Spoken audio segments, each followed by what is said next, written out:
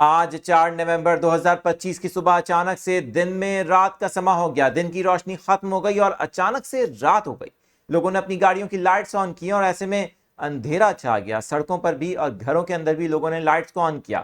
یہ کیا منظر تھا؟ کیا آپ نے اپنی آنکھوں سے آج صبح کے وقت یہ منظر دیکھا؟ آپ کو دکھائیں گے اس ویڈیو میں جو صورتحال دیکھنے کو ملی ہے. پاکستان میں یہ کوئی پہلا واقعہ نہیں ہے. گزشتہ کئی سالوں سے موسمیاتی تبدیلیوں کے باعث اسی طرح کے واقعات ہمیں دیکھنے کو مل رہے ہیں، لیکن مغربی ہواؤں کا ایک نیا طاقتور سلسلہ ملک میں داخل ہوا ہے اور داخل ہوتے ہی اس کے اثرات کچھ اس طرح سے دیکھنے کو ملے. میں ہوں عادل عزیز خانزادہ، آپ دیکھ رہے ہیں نیوز 24/7 اردو.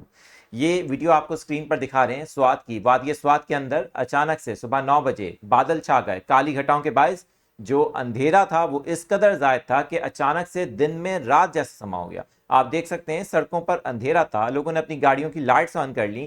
ایسے میں بہت سے شہری ایسے بھی تھے جو خوفزدہ ہو گئے صورتحال کو دیکھ کر. لیکن یہ پہلا موقع نہیں ہے.